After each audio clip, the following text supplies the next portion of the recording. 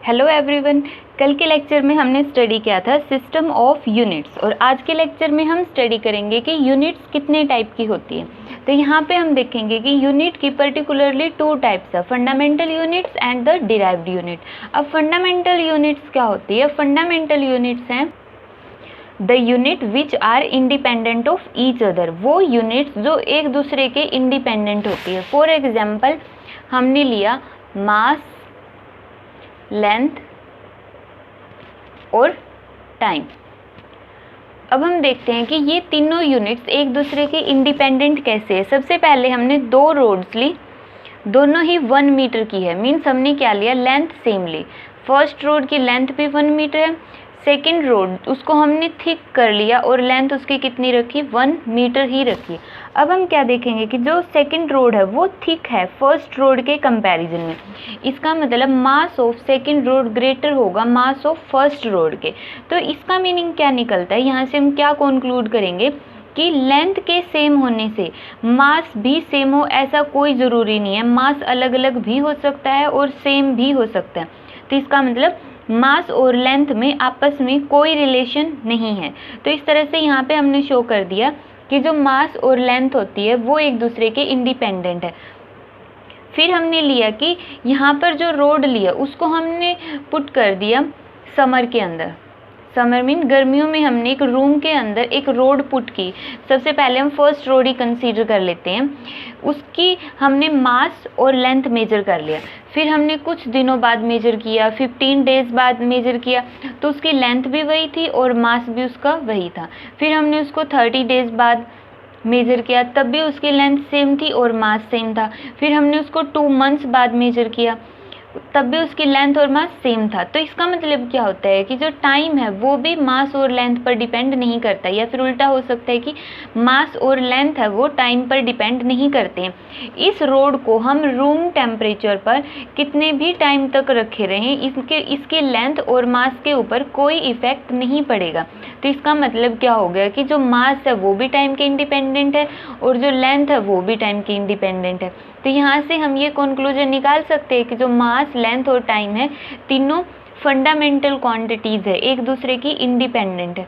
फिर हमने इसके ऊपर फर्दर एक्सपेरिमेंट किया, तब पता चला कि इन 3 यूनिट्स के अलावा हमारे पास ये 4 यूनिट्स और निकली। ये हमने एक्सपेरिमेंट के थ्रू पता चला कि इन 3 यूनिट्स के अलावा temperature, luminous intensity, electric current और क्वांटिटी ऑफ मैटर भी क्या है, फंडामेंटल यूनिट्स हैं। अब इसके अंदर क्वांटिटी ऑफ मैटर का हमें पता है कि जिसको मोल में मेज़र करते हैं। जिस तरह 1 डजन होता है कि 1 डजन के अंदर 12 बनानाज होते हैं, 12 थिंग्स होती हैं, तो उसी तरह मोल होता है, मोल के अंदर नंबर ऑफ एटम्स प्रेजेंट होते हैं। इलेक्ट्रिक करंट वही जो हमें पता है इलेक्ट्रिसिटी वाला की बिजली होती है, उसी को हम क्या बोलते हैं, इलेक्ट्रिक करंट बोलते हैं। और लुमिनस इंटेंसिटी क्या होती है कि जो लाइट फॉल होती है किसी एक पर्टिकुलर एरिया के ऊपर किसी पर्टिकुलर टाइम के अंदर, उसको हम क्या बोलेंगे, लुमिनस इंटेंसिटी। और वो सरफेस क्या हो जाता है, फिर ब्राइट हो जाता है, तो लुमिनस इंटेंसिटी वो हो गई। और टेम्परेचर का हमें पता ही है। तो ये 7 फंडामेंटल यूनिट्स है, ये सभी को याद होनी चाहिए। कौन कौन सी है, mass, length, time, temperature, luminous intensity, electric current और क्वांटिटी ऑफ मैटर। बुक के अंदर इनकी डेफिनेशन है, अगर कोई याद करना चाहे तो कर सकता है, बट कोई कंपलसरी नहीं है, वो इतनी ज़्यादा इम्पोर्टेंट नहीं है डेफिनेशंस। फिर भी नॉलेज के लिए अगर याद करनी है तो बुक से याद कर लेना इनकी जो डेफिनेशन है। अब हम देखते हैं कि फंडामेंटल यूनिट्स तो हमने पढ़ ली, फंडामेंटल यूनिट्स के साथ डिराइव्ड यूनिट्स क्या होगी। डिराइव्ड यूनिट है कि कोई भी फिजिकल क्वांटिटी जिसको हम फंडामेंटल यूनिट्स के थ्रू डिराइव कर सकते हैं। फॉर एग्जांपल हमारे पास क्या है, स्पीड है। स्पीड को हम कैसे डिराइव करेंगे, डिस्टेंस बाय टाइम। अब यहाँ पे डिस्टेंस क्या है, फंडामेंटल यूनिट है, क्योंकि डिस्टेंस क्या है, लेंथ है एक, तो लेंथ बाय टाइम क्या हो गया, यहाँ पे स्पीड हो गई। और स्पीड क्या है, एक डिराइव्ड यूनिट है, क्योंकि इसने लेंथ और टाइम 2 फंडामेंटल यूनिट्स की हेल्प से हमने इसको डिराइव किया। इस तरह से कोई भी और एग्जांपल ले सकते हैं जिसके अंदर हम फंडामेंटल यूनिट्स के थ्रू उसको डिराइव करते हैं, उसको हम बोलते हैं डिराइव्ड यूनिट। अब इन फंडामेंटल यूनिट्स और डिराइव्ड यूनिट्स के साथ एक और यूनिट आती है, सप्लीमेंट्री यूनिट। सप्लीमेंट्री यूनिट का दूसरा नाम क्या होता है, सेकेंडरी यूनिट।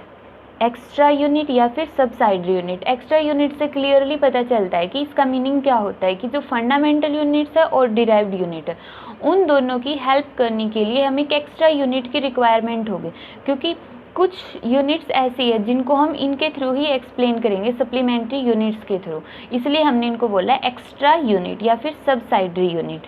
अब ये क्या होती है, 2 टाइप्स की होती है। फर्स्ट तो है रेडियन और सेकेंड है स्टीरेडियन। स्टीरेडियन। अब हम देखते हैं रेडियन क्या होती है। तो सबसे पहले हम डिफाइन करेंगे रेडियन को। रेडियन क्या होती है, प्लेन एंगल की यूनिट होती है। मींस सप्लीमेंट्री यूनिट्स एक्चुअल में क्या है, एक प्लेन एंगल और दूसरी सॉलिड एंगल। प्लेन एंगल को हम रिप्रेजेंट करते हैं रेडियन के अंदर। अब 1 रेडियन क्या होगा, जैसे हम बोलते हैं कि एंगल कितना है, या तो हम बोलेंगे कि 45 डिग्री है, ठीक है 45 डिग्री, या फिर हम उसको रेडियन में मेजर करेंगे। तो इसको हम 1 रेडियन को कैसे डिफाइन करेंगे, तो इन्होंने दिया है कि 1 radian is the angle subtended. Angle बना हुआ है कहाँ पर, at the centre of circle. अब ये किसी भी एक सर्कल का सेंटर है, तो उस सेंटर के ऊपर बना हुआ बाई एन आर्क, किसके द्वारा, एक आर्क के द्वारा, और उस आर्क की लेंथ कितनी है, रेडियस ऑफ सर्कल के इक्वल। मीन्स ये एक आर्क है सर्कल की, इस आर्क ने सेंटर के ऊपर एक एंगल बना दिया, उसी को हम क्या बोलेंगे, रेडियन बोलेंगे। मीन्स प्लेन एंगल की यूनिट। तो यहाँ से डी थीटा किसके इक्वल होगा, मान लेते हैं इसकी रेडियस आर है, जो इसकी आर्क है उसकी वैल्यू है डी एस, तो डी थीटा किसके इक्वल हो जाएगा, डी एस बाई आर। अब ये तो क्या हो गया, plane angle. Means radian, simple radian को रिप्रेजेंट करेंगे कि angle is equal to, angle का फॉर्मूला क्या होगा, angle is equal to arc by radius. Angle हमारे पास डी थीटा है, आर कितनी है, डी एस, और रेडियस कितनी है, आर।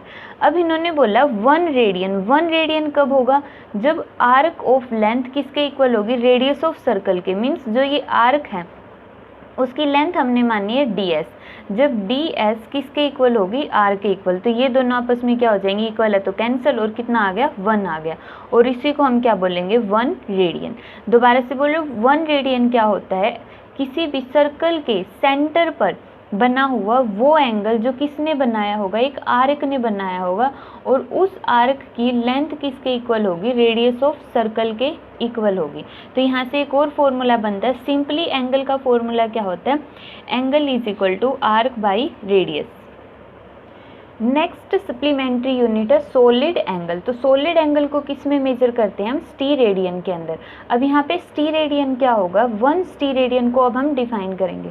1 स्टीरेडियन की डेफिनेशन क्या होगी, it is the solid angle. Solid angle की यूनिट है तो हम क्या बोलेंगे, it is the solid angle subtended at the centre. अब ये हो गया सेंटर, बाई ए स्फीयर। अब की बार इन्होंने सर्कल नहीं बोला, सर्कल का मीनिंग तो ये होता कि ये था सर्कल, बट अब की बार इन्होंने बोला बाई ए स्फीयर। स्फीयर का मतलब क्या होगा, जैसे कि अर्थ हो गई, वो स्फेरिकल शेप की है, मीन्स वो 3D के अंदर है, शॉर्ट में बोले तो वो 3D के अंदर है।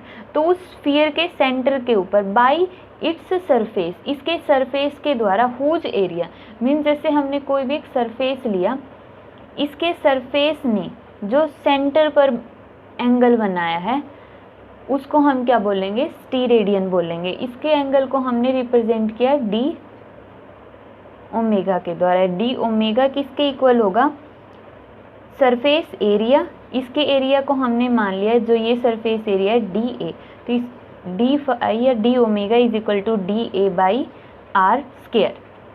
ये है सॉलिड एंगल स्टीरेडियन को रिप्रेजेंट करने का वे। अब इन्होंने बोला 1 स्टीरेडियन। 1 स्टीरेडियन कब होगा, जब इसका सरफेस एरिया किसके इक्वल होगा, equal to square of radius. Means D A किसके इक्वल होगा, जब आर स्क्वायर के इक्वल। जब ये दोनों आपस में इक्वल होंगे तो एक दूसरे को कैंसिल करके कितना आ गया, यहाँ से 1 आ गया, और इसको हम क्या बोलेंगे फिर, 1 स्टीरेडियन। ये सिंपली फॉर्मूला है स्टीरेडियन का, और अगर ये दोनों इक्वल है तो तब क्या बन जाएगा, 1 स्टीरेडियन। और यहाँ पे ये 3D पिक्चर है कि जो अर्थ का एक पोर्शन है वो उसके सेंटर के ऊपर जो एंगल बनाता उसी को हम क्या बोलते हैं, स्टीरेडियन। तो आज हमने देखा कि एक तो फंडामेंटल यूनिट्स कितनी होती है, 7 फंडामेंटल यूनिट्स हैं और उनकी हेल्प से हम यूनिट्स को डिराइव कर सकते हैं, उनको बोलते हैं डिराइव्ड यूनिट। और दो सप्लीमेंट्री यूनिट्स है। सप्लीमेंट्री यूनिट्स कौन सी होगी? प्लेन एंगल और सॉलिड एंगल, या फिर रेडियन और स्टीरेडियन।